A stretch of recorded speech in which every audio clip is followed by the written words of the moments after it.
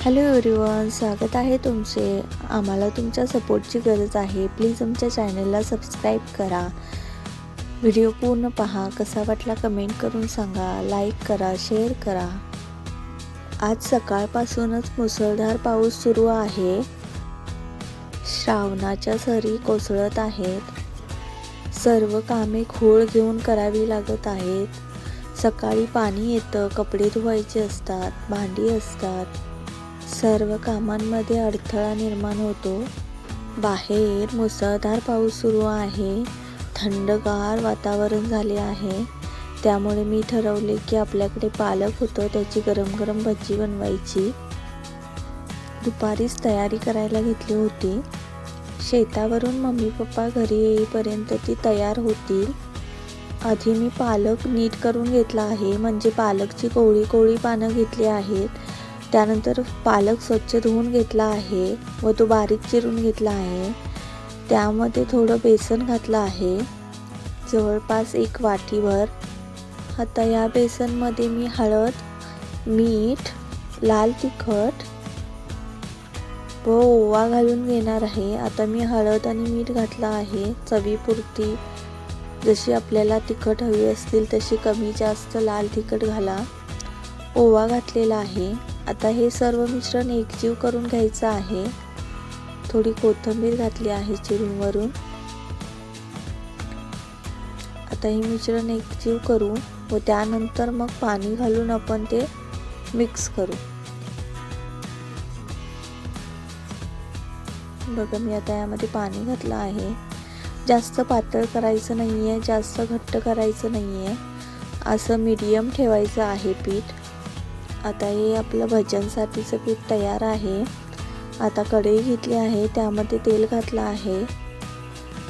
पालकची भजी काढताना ती छोटी छोटीच काढायची, म्हणजे ती कुरकुरीत होतात व पालकची खूप छान चव त्यामध्ये उतरते. तेल गरम झालेलं आहे. मी भजी सोडून घेत आहे. तुम्ही नवीन असाल तर एका कडेनं भजी सोडा. तेल थोडं जास्त घ्या. पालकची भजी लहान केल्यामुळे ती कुरकुरीत बनतात व चवीला खूप छान लागतात.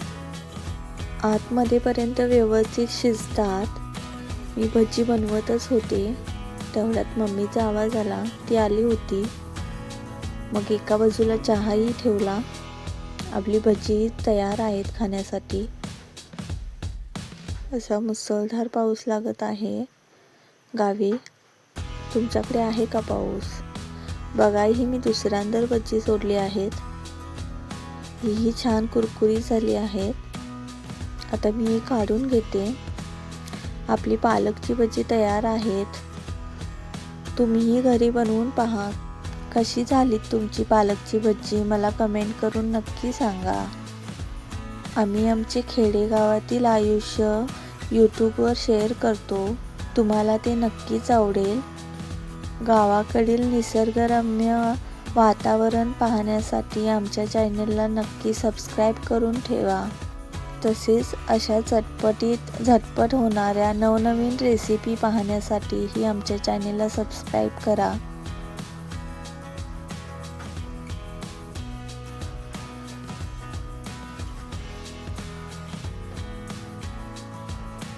बघा, माझी भजी तळून झालेली आहे. पावरणीला जो पाईप लावला होता आम्ही, त्यावर पूर्ण गवत उगलं आहे. त्यामुळे पावरणी एका कडेला न लागता मध्येच लागली आहे. थँक्यू सो मच आमचा व्हिडिओ पाहिल्याबद्दल. तुम्हाला आमचा व्हिडिओ कसा वाटला कमेंट करून नक्की सांगा. चॅनलला सबस्क्राईब करा, लाईक करा, शेअर करा. Bye bye. उद्या भेटू नवीन व्हिडिओमध्ये.